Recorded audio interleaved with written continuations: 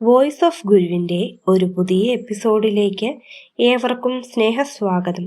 ഞാൻ അർച്ചന പ്രതീഷ്. ഓം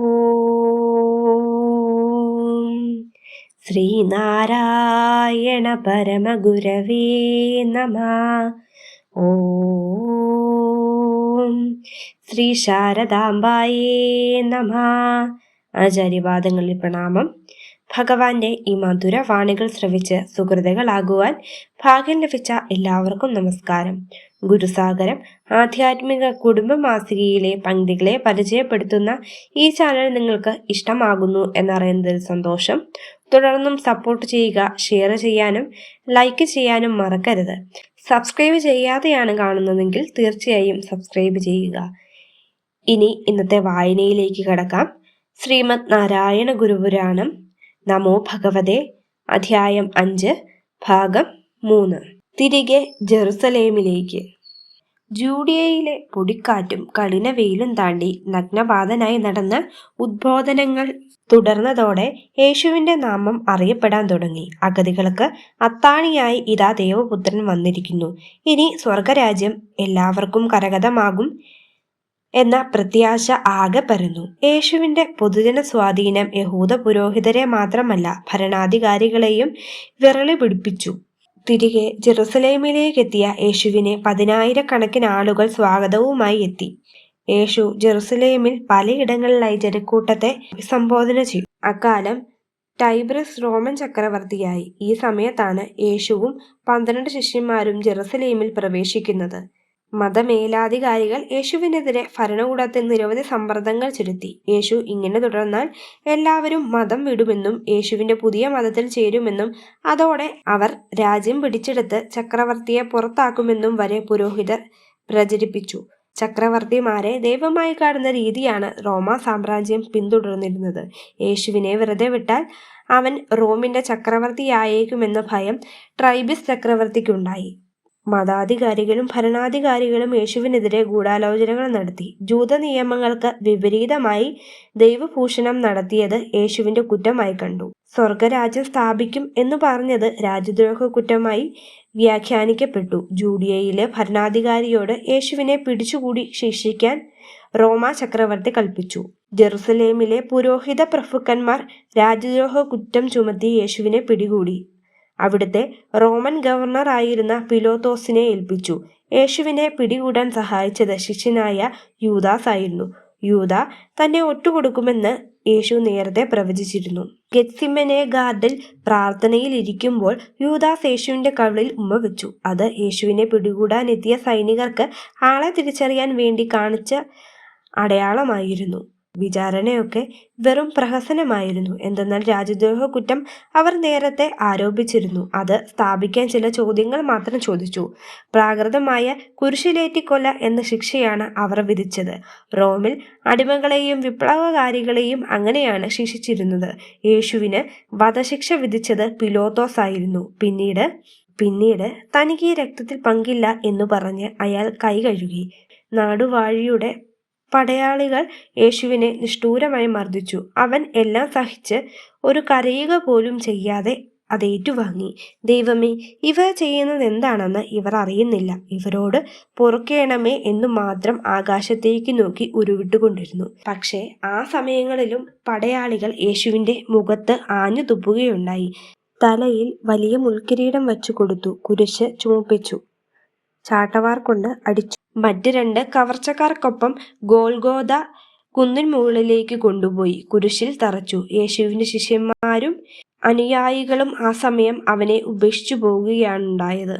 കുരിശിൽ തറയ്ക്കപ്പെട്ട് ചോര വാർന്ന അവൻ ഏകനായി കിടന്നു, ആശ്വാസവാക്കിന് പോലും ആരുമില്ലാതെ. മരിച്ചെന്ന് കരുതി മൃതദേഹം കല്ലറയിൽ അടക്കി. എന്നാൽ 3-ാം ദിവസം കല്ലറയിൽ ശരീരം കാണാതെയായി. ശിഷ്യരിൽ ചിലർ അദ്ദേഹത്തെ വീണ്ടും ജീവനോടെ കണ്ടു. പിന്നീടുള്ള 40 നാളുകളിൽ പലരും പലയിടങ്ങളിലും യേശുവിനെ കണ്ടതായി സാക്ഷ്യം പറഞ്ഞു. യേശുവിന്റെ തത്വബോധം. പിതാവ്, പുത്രൻ, പരിശുദ്ധാത്മാവ് എന്ന ത്രിഗുണാത്മകമായ ആശയമാണ് ദൈവത്തിലേക്കുള്ള മാർഗമായി യേശു അവതരിപ്പിച്ചത്. പുത്രൻ പിതാവിന് വിധേയനും പിതാവ് പരിശുദ്ധാത്മാവിന് വിധേയനുമാകുന്ന ഒരു ത്രിമാനതയാണ്. ജീവാത്മാവ്, അന്തരാത്മാവ്, പരമാത്മാവ് എന്ന ശൈവ സമ്പ്രദായത്തിന്റെ ആശയത്തോട് ഇതിന് സാമ്യമുണ്ട്. യേശുവിന്റെ പൂർവികരായ ജൂതന്മാർ ഏകദൈവത്തിൽ വിശ്വസിച്ചിരുന്നു. എങ്കിലും അവരുടെ ആദ്യ പിതാവായ എബ്രഹാമും ദൈവവുമായി ഒരു കരാറുണ്ടെന്നും അതനുസരിച്ച് അവർ എക്കാലവും ദൈവത്തിന്റെ പ്രീതിക്ക് പാത്രീഭൂതരാണെന്നും ജൂതർ വിശ്വസിക്കുന്നു. എന്നാൽ യേശു ഈ വിശ്വാസത്തെ തിരുത്തിക്കൊണ്ട് ദൈവം ഒരു കരാറുകാരനല്ല എന്നു പറഞ്ഞു. ദൈവം എല്ലാ മനുഷ്യരുടെയും സ്നേഹനിധിയായ പിതാവാണ്. എല്ലാ മനുഷ്യരും സഹോദരങ്ങളാണ്. അവരിൽ കുറെ പേർ നല്ലത്, കുറെ പേർ ചീത്തത് എന്നു പറയാനാവില്ല. ദൈവത്തിന് പ്രത്യേക പ്രീതിയുള്ള ഏതെങ്കിലും മനുഷ്യവംശം ഉണ്ടെന്നു പറയുന്നത് വിഡ്ഢിത്തമാണ്. രക്തബന്ധത്തിനോ കുടുംബ ബന്ധത്തിനോ സ്വർഗരാജ്യത്ത് സ്ഥാനമില്ല. എല്ലാവരും അവിടെ ഒരേ കുടുംബക്കാരാണ്. മനുഷ്യർ ചെയ്യേണ്ടത് സ്വാർത്ഥതയും ക്രൂരതയും കാമക്രോധങ്ങളും അവനവരിൽ നിന്ന് ഇല്ലാതാക്കുക എന്നതാണ്. അപ്പോൾ അവർക്ക് ഉട്ടോപ്യ എന്ന ആദർശ ലോകം സ്വന്തമാക്കാൻ സാധിക്കും. സമ്പത്തല്ല, സമ്പത്തിനോടുള്ള ആർത്തിയും അതിമോഹവുമാണ് തിന്മയുടെ ഉറവിടം. അതിനാൽ സ്വകാര്യ സ്വത്ത് സമ്പാദനം പാടില്ലാത്തതാണ്. എല്ലാവർക്കും ഗുണകരമായ വിധം സ്വത്തുണ്ടായാൽ അത് നന്മയിലേക്ക് നയിക്കും. ധനവാന്മാർക്ക് സ്വർഗരാജ്യത്തിൽ പ്രവേശിക്കാമെങ്കിൽ ഒരൊട്ടകത്തിന് സൂചിക്കുഴിയിലൂടെ പ്രവേശിക്കുവാൻ സാധിക്കും എന്നു പറഞ്ഞുകൊണ്ടാണ് ധനസമ്പാദനത്തെ യേശു എതിർത്തത്. ദുരാഗ്രഹം കൊണ്ടും അക്രമം കൊണ്ടും ആരെങ്കിലും ഒരു സാമ്രാജ്യം പടുത്തുയർത്താൻ തുനിഞ്ഞാൽ അത് നിലനിൽക്കില്ല. അത്തരം എല്ലാ സ്ഥാപനങ്ങളും കാലക്രമത്തിൽ തകർന്നടിയും. നീ നിന്റെ ദൈവമായ കർത്താവിനെ പൂർണ്ണ ഹൃദയത്തോടും പൂർണ്ണാത്മാവോടും പൂർണ്ണ മനസ്സോടും പൂർണ്ണ ശക്തിയോടും സ്നേഹിക്കുക. അതിനുള്ള ഒരു പരിശീലന മാർഗമായിട്ടാണ് നിന്നെപ്പോലെ നിന്റെ അയൽക്കാരനെയും സ്നേഹിക്കുക എന്ന യേശുവിൻ്റെ ഉപദേശം. തിന്മയെ ഇല്ലാതാക്കാൻ തിരികെ തിന്മയെ പ്രയോഗിക്കരുത്, നന്മയെ ഉപയോഗിക്കുവിൻ. തിന്മ താനെ ഇല്ലാതാകും എന്ന യേശുവിൻ്റെ സന്ദേശം ധർമ്മരക്ഷതി രക്ഷിത എന്ന ഭാരതീയ ദർശനത്തിന് സമാനമാണ്. ധർമ്മത്തെ രക്ഷിക്കുന്നവനെ ധർമ്മവും രക്ഷിക്കും എന്ന് സാരം. ഇരുട്ടുപോകാൻ ഇരുട്ടിനോട് യുദ്ധം ചെയ്യേണ്ടതില്ല. ഒരു വെളിച്ചം കൊളുത്തിവച്ചാൽ ഇരുൾ താനെ മറയും എന്ന് പരമഗുരു അരുളിയത് ഇതേ വചനത്തിന്റെ സമാന അർത്ഥത്തിലാണ്. ഒരു കരണത്ത് അടിക്കുന്നവന് മറുകരണം കാണിച്ചു കൊടുക്കുക എന്നത് വിഖ്യാതമായ ഉപദേശമാണ്. അടിക്കുന്നവന്റെ മനസ്സ് പരിവർത്തനം ചെയ്തുകൊണ്ടാണ് അവനെ ജയിക്കേണ്ടത് എന്നാണ് ഇതിനു സാരം. വസ്ത്രം ചോദിക്കുന്നവന് സ്വന്തം മേലങ്കി തന്നെ ദാനം ചെയ്യണമെന്നത് ദാനത്തിന്റെ മഹത്വത്തെ കുറിക്കുന്ന ഉപദേശമാണ്. മതത്തിന്റെ പേരിൽ നടത്തുന്ന കപടാചാരങ്ങളെ യേശു എതിർത്തു. മനുഷ്യൻ ശാമ്പത്തിനു വേണ്ടിയല്ല, ശാമ്പത്ത് മനുഷ്യനു വേണ്ടിയാണ് എന്നുപദേശിച്ചു. എന്നാൽ ഈ തിരുത്തലുകൾ കൊണ്ട് നിലവിലെ മതത്തെ തകർക്കാനോ ഭരണ സംവിധാനത്തെ തകിടം മറിക്കാനോ യേശുവിന് ലക്ഷ്യമില്ലായിരുന്നു. നിലവിലെ സംവിധാനത്തെ തിരുത്തി ശുദ്ധമാക്കുകയായിരുന്നു ലക്ഷ്യം.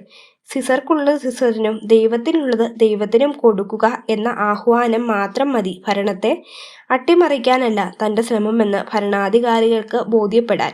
എന്നാൽ റോമിൻ്റെ ഭരണകൂടം യേശുവിനെ ഭയന്നു. അവൻ ശക്തരാകുന്നത് അവർക്ക് ഒരിക്കലും നല്ലതിനല്ല എന്നതായിരുന്നു അവരുടെ ഭയം. ക്രിസ്തുമത ഗ്രന്ഥം. ബൈബിളാണ് ക്രിസ്തുമത വിശ്വാസികളുടെ വിശുദ്ധ ഗ്രന്ഥം. ബിബ്ലിയ എന്ന ഗ്രീക്ക് പദത്തിൽ നിന്നാണ് ബൈബിൾ എന്ന വാക്കുണ്ടായത്. ബിബ്ലിയ എന്നാൽ പുസ്തകങ്ങൾ എന്നാണ് അർത്ഥം. ഒരു പുസ്തകമല്ല, ഒരു കൂട്ടം പുസ്തകങ്ങൾ ചേർന്നതാണ് എന്ന് ഈ പേര് സൂചിപ്പിക്കുന്നു. 66 പുസ്തകങ്ങൾ ചേർന്നതാണ് ബൈബിൾ. 39 പുസ്തകങ്ങൾ പഴയ നിയമവും 27 പുസ്തകങ്ങൾ പുതിയ നിയമവുമാണ്. പഴയ നിയമങ്ങൾ യേശു സംസാരിച്ചിരുന്ന അരാമിക് ഭാഷയിലും ഹീബ്രുവിലുമാണ് എഴുതപ്പെട്ടിരിക്കുന്നത്. പുതിയ നിയമങ്ങൾ ഗ്രീക്ക് ഭാഷയിലും എഴുതപ്പെട്ടിരിക്കുന്നു. അതായത് ബൈബിളിൻ്റെ 4/3 പഴയ നിയമമാണ്. 6 ദിവസം കൊണ്ട് ദൈവം ലോകം മുഴുവൻ സൃഷ്ടിച്ചിട്ട് 7-ാം ദിവസം വിശ്രമിച്ചു എന്നാണ് ആദ്യ ഭാഗമായ ഉൽപ്പത്തി പുസ്തകത്തിൽ പറയുന്നത്. പിന്നെ യഹൂദരുടെ ചരിത്രമാണ് പറയുന്നത്. അതിൽ ഐതിഹ്യങ്ങളും കെട്ടുകഥകളും കുറേ ചരിത്രവും വരുന്നുണ്ട്. അനേക വർഷങ്ങൾ കൊണ്ട് കൂട്ടിച്ചേർക്കപ്പെട്ടതാണ് പഴയ നിയമം. പുതിയ നിയമത്തിൽ ആദ്യത്തെ 4 മത്തായി, മാർക്കോസ്, ലൂക്കോസ്, യോഹന്നാൻ എന്നിവരുടെ സുവിശേഷങ്ങളാണ്. ഇവയിലാണ് യേശുവിൻ്റെ ജീവിതം വിശദമാക്കുന്നത്. പിന്നെയുള്ളത് അപ്പോസ്തല പ്രവൃത്തികൾ എന്ന ഗ്രന്ഥമാണ്. ക്രിസ്തുവിൻ്റെ കുരിശുമരണത്തിനു ശേഷം ശിഷ്യന്മാർ നടത്തിയ സുവിശേഷ പ്രചരണമാണതിൽ. തുടർന്നുള്ളത് പൗലോസ് എഴുതിയ 13 ലേഖനങ്ങളാണ്. അവയെല്ലാം കത്തുകളാണ്. കൊരിന്ത്യർ, എഫസ്യർ, ഫിലിപ്പിയർ, കൊലോസ്യർ, തെസലോനിക്കർ, എബ്രായർ, തിമോത്തിയോസ്, തീത്തോസിൻ, ഫിലേമോൻ എന്നിവർക്കാണ് പൗലോസ് കത്തുകൾ എഴുതിയിരിക്കുന്നത്. 14-ാമത്തെ ലേഖനവും ഒരു കത്താണ് എബ്രായർക്ക് എഴുതിയത്. അത് ആരുടേതാണെന്ന് വ്യക്തമായിട്ടില്ല. പിന്നീടുള്ള 7 എണ്ണത്തിൽ ഒരെണ്ണം യാക്കോബിൻ്റെയും 2 എണ്ണം പത്രോസിൻ്റെയും 3 എണ്ണം യോഹന്നാൻ്റെയും 1 എണ്ണം യൂദായുടേയുമാണ്. അവസാനത്തെ 7 എണ്ണം ആർക്കെഴുതി എന്നും വ്യക്തമല്ല. പുതിയ നിയമത്തിലെ അവസാന ഗ്രന്ഥം ദൈവം യേശുവിന് വെളിപ്പെട്ട കാര്യങ്ങൾ യേശു യോഹന്നാന് വെളിപ്പെടുത്തി കൊടുക്കുന്നതായിട്ടാണ്. ഇതോടെ ഇന്നത്തെ വായന പൂർണ്ണമാകുന്നു. നമസ്തേ.